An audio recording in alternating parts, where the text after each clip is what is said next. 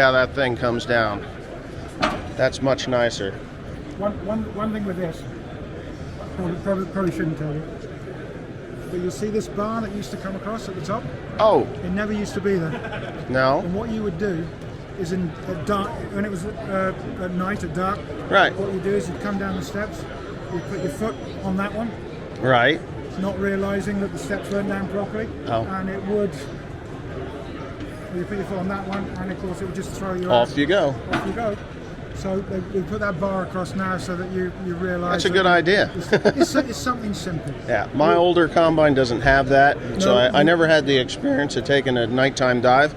No. But yeah, I'm glad they got that though. It happens. Yeah. Let me just make sure I got the keys. That's good. Yep. Plenty of lighting, all LED now. Yeah, we use LED. The one that we have, that big square one on the side, that's a long distance light. Okay.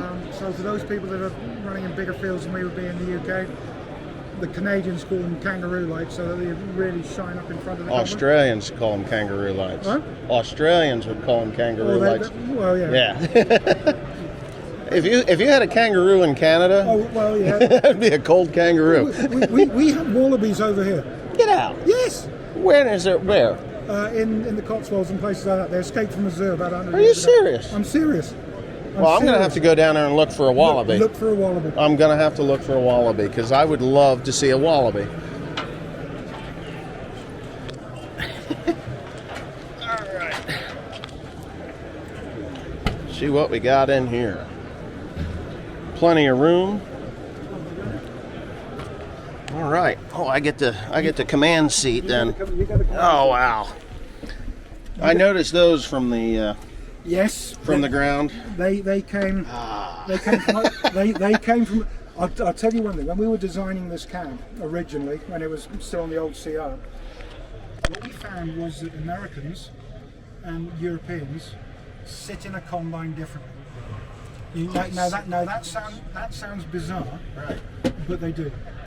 The Americans tend to sit right at the back, push back, and they get their feet up on. We call those prairie bars over here. Prairie bars. So they sit up on the back. Most of the Europeans, they have the seat further forward and they're looking down over the top of the head. I'm European. Hmm? I drive like a European. I am as far forward as I can stand, and it's a complaint that I've had since the TR70s. I think that feeder house, if it was a foot longer, would make then I could sit back here like King Tut and have my feet up on the pegs. One thing you'll notice from your combine is that right at the front of the bottom of the windscreen, we've tilted the floor down. Yeah.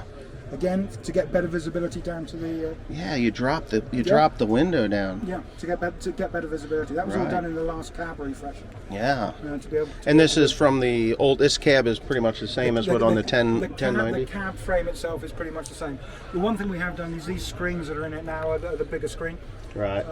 So bigger, faster, a lot clearer. It's a more modern screen than the old one. Now you're going to hate that handle. I don't. I think this is a case handle, is it? Well, have you got the hand? Try pushing it. So you can see here, it always comes back to the middle. Yeah, no. It always comes back to the middle. So this is what we call forced based. Okay. So if you want to go a little bit faster, you just give it a little bit of a shove. If you want to go a lot faster, you give it a lot more, but it'll always come back to the middle. So and then to slow down, you would just slow down. You pull it backwards. Pull it backwards. Now, they say everyone when this first came out, I hate this. Oh, I hate this. Oh. But up in Scotland, they say you can get used to anything except for a stone in your shoe. I agree with that. That's a good analogy. But the feel of it is very comfortable. Yes, it really is. And the real reason that we had to use that sort of electronic system, that force-based system, was because of the electronics controlling the speed of the combine. Right. So when we used to have a mechanical handle. What we used to call a proportional handle. What we did with that was that you pushed it forward, and then you let it go, and it stayed in that space. Right. When we were using the automatic systems, what you had to do as an operator, and this was not natural, was push the handle the whole way forward, and then the combine had the authority to go up to that speed. Right. But with this force-based system, where you pulse it backwards and forwards, the electronic system can work underneath this a lot easier. Okay. So I do notice here that it's only got first and second. Yep. My combine has four four. gears. Now this is partly to do with the IntelliSense system. Okay. Now what this is, the IntelliSense has control of the speed of the combine. Right. Now when we have 4 gears, you've got 4 much smaller ratios. Okay. So you haven't got in gear 1 or gear 2. Right. You only went up to whatever it was 10k in the old machine. Now with IntelliSense, it may need to go beyond that. Now you couldn't do it because you'd have to stop, change gear, and then let it go again. And if you had to come down, you'd have to do the same: stop, change gear, and come down. Now what we've done with this is we've doubled up on the normally a hydrostatic system. You've got a fixed displacement hydrostatic motor on the front, and then you've got a variable displacement on the pump, and that's how you vary the speed. Yeah. Now what this combine does with only 2 gears is you've got a variable displacement pump at the back, as you traditionally have, but you've also got a variable displacement motor underneath, and it's the variation, the fact that it can change the effective displacement of the motor and the pump that gives us a much greater range with only 2 gears. All right. Road speed. We are limited. The United Kingdom, we are limited to 30 kilometers an hour, Which is like 20 miles an hour. 20 miles per hour. Or 22. My CR goes 22 miles an hour. I don't know what the range is now on the newer ones, but I've heard 26 miles per hour. We, over in certain markets in Europe, in Germany and in Italy, we are allowed to do 40k. Wow. Which is 25 miles an hour. 25 mile an hour. So yeah, so that's so we're getting a 25 mile an hour. I'd love to say it's a grey area, but when you look at the regulations in the United Kingdom, it's not. Yeah. Everyone says, oh well, I've got a car that goes 150 miles an hour, but 70 is the limit. Well, that's not quite the same because we are limited by the vehicle type, rather than simply the road speed. The road speed limit in the country. Yeah. So I'm just going to talk about some of the differences. And my combine is 12 years old now. Yeah. They've narrowed up this console. Yeah. Again. And that may be in the older. It's still the same as like the 1090. Yeah. So the steering wheel seems like it's a little bit smaller to me. Maybe. Which is fine. But leather bound. Yeah. It's the one thing that we always try and do with this machine is those parts that the operator touches. That's where you pay a little bit of attention to. Right. Yeah. And the seat is. I've only been sitting in this thing for a minute or two, but quite comfortable. It's heated, ventilated, It's got all the bells and whistles to it. Yeah. The controls seem like they're pretty straightforward. Your lights are there. I'm glad they put them up there. Mine are. I don't know where they're at on mine. They're somewhere. I haven't been. On the, I think one is there, and then and then there's another. I think it's over here. Another light to the side. Radio, which I don't use my radio ever. No, when I'm in a combine, I'm listening to the machine. Surely. You know, because if you're listening to the radio and there's a squeaky bearing, you miss it. You miss it, and then you have a thermal event, and you've got problems. But yeah, so you got. What are these things up here? They're mirrors, in and out, heat. So we can actually fold the mirror into, because our roads are that much narrower, we can fold the mirror if we're gonna catch it on something. Right. Wipers as well. Cool. I like that outer mirror that shows to the bottom of the track. That's good. Technically, that's a European one, a legislation one, but I like it in the UK. Yeah, I like it sitting here. I'm like, wow, I might need to weld something up. Yeah, you can see exactly what's going on where you need to. That's pretty good. Now, do you guys use radios here? Like two-way radios, two-way communication? Is there a spot for this in here? Not so much as they used to be. What most people do is they clamp it onto that rail on the far side. Okay. So they put it down there, and then there's power and everything there. But this has a pendulum cup holder. A pendulum cup holder, so nice. You don't spill your coffee. And with a machine like this, you're going to be in it a long time.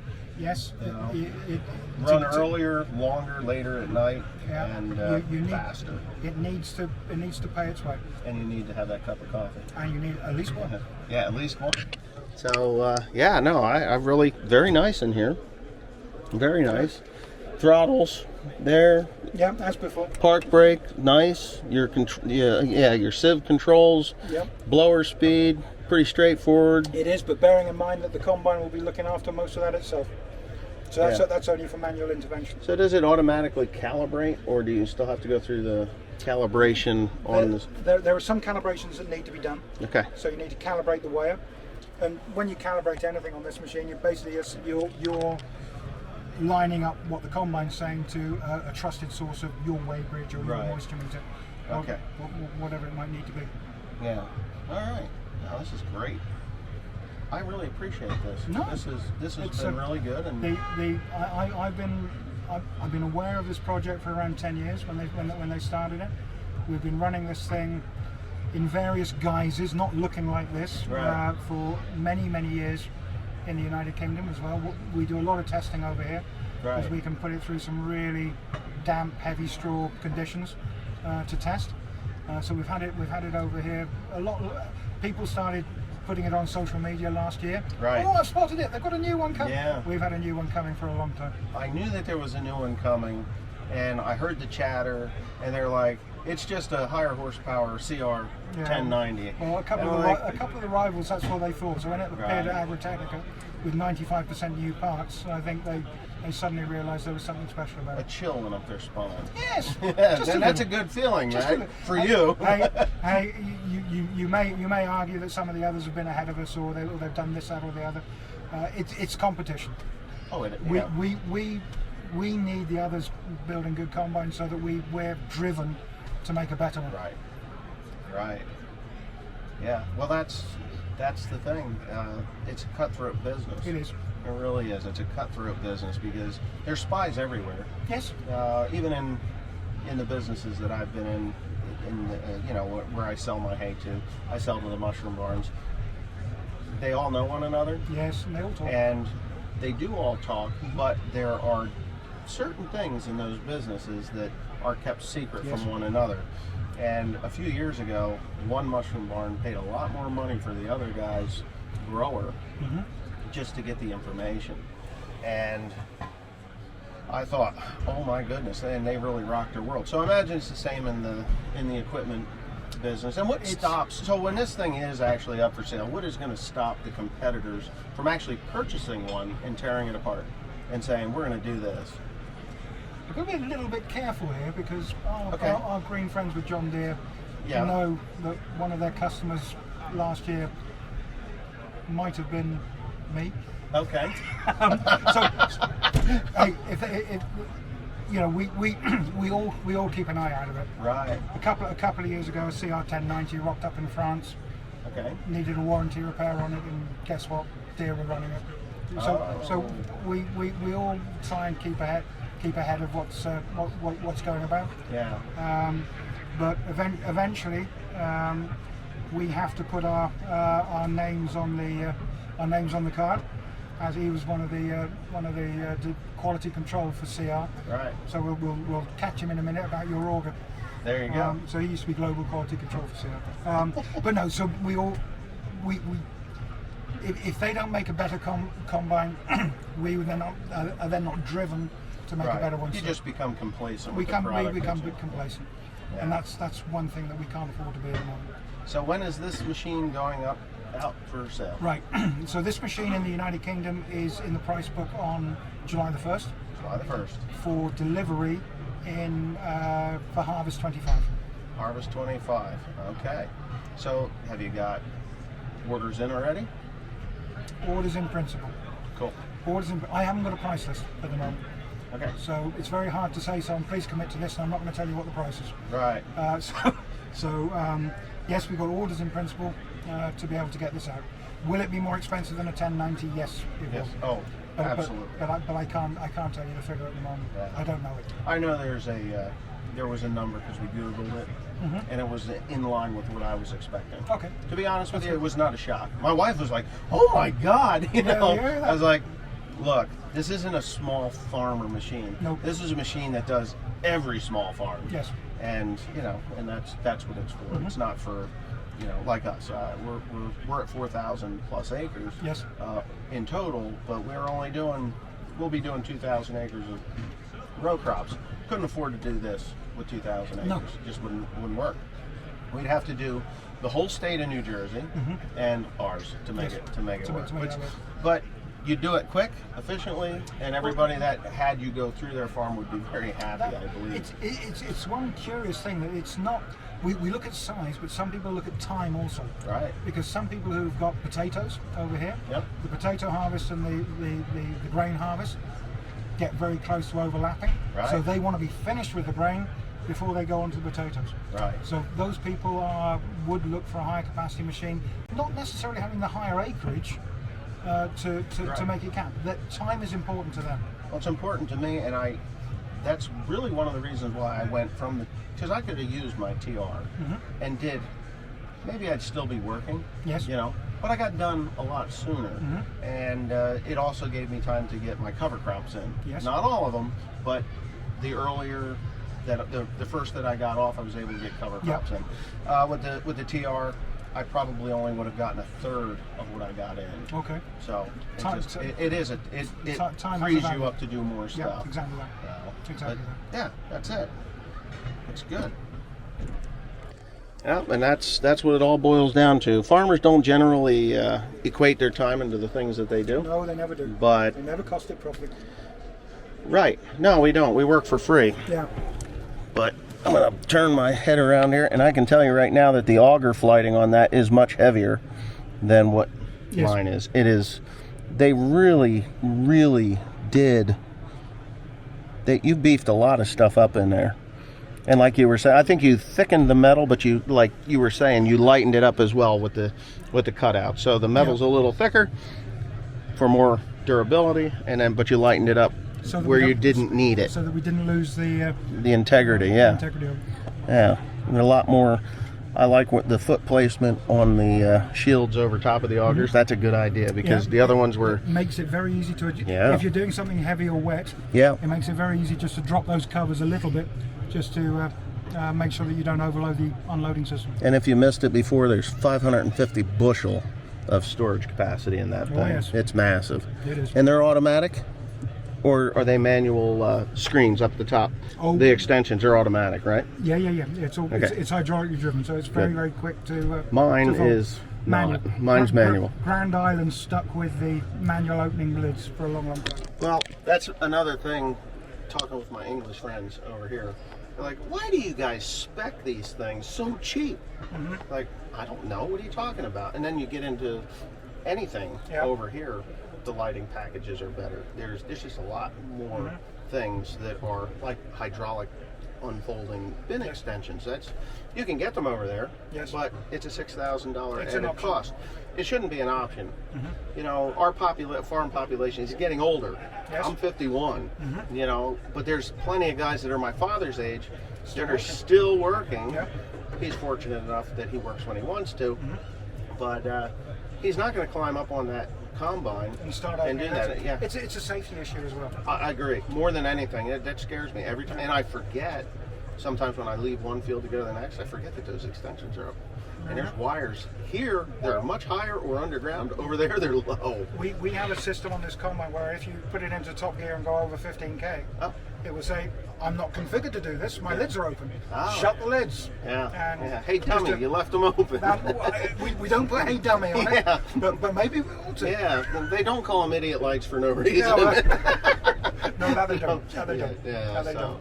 But anyhow, this has been a great tour. I appreciate. No, you're welcome. The in-depth, very in-depth and very informative tour of the new CR11. No, you're very welcome. When it comes out in the United States, I'll get my friend Cole over in the States to make sure that you get a look at it. There you go. That'd be great. Well, I've seen it probably before he gets to see it. No, we had one. We've had one over there. Oh, there is one over there. Oh yeah, there's been one over there. Yeah, good. We have to test globally. Right. At the moment they're in the southern hemisphere testing. Okay. Oh, so we test this thing year round. Year round. Cool. Yeah. Well, I'm just glad that I'm able to get through it and show it, because there's a lot of guys in the United States that are really probably pretty interested in this. And there may be bits that we do in Europe that may be considered in the States as well. Yeah, and maybe there's some guys that are looking at a John Deere X9, and now we'll look at the new CR11 Well, that's a plan. Yeah, I actually hope they do. Take a good hard look. I got some guys that I know. It's no joke. They are die-hard John Deere fans. And I tell them, I said, look, my combine's older than yours, but I guarantee it does a better job. Yep. Oh, no. They won't have it. Guarantee you get in one of these things, you will change your mind. I'm not trying to tell you that your green is not good. It is good, but there's always something a little better. We do things differently. Yes. You know, we do things differently. Priorities change, but we have a lot of fun making sure that we try and keep where we believe to be at the top of the pile. I believe you are. I do. I really do. That's good. So anyway, we're going to end this up. Right. Thank you so much. Nice. I'm going to shake your hand. Thank you very much indeed. And we got to meet up with somebody else down there in a minute. There'll be someone kicking around down there. All right. Thanks again. All right.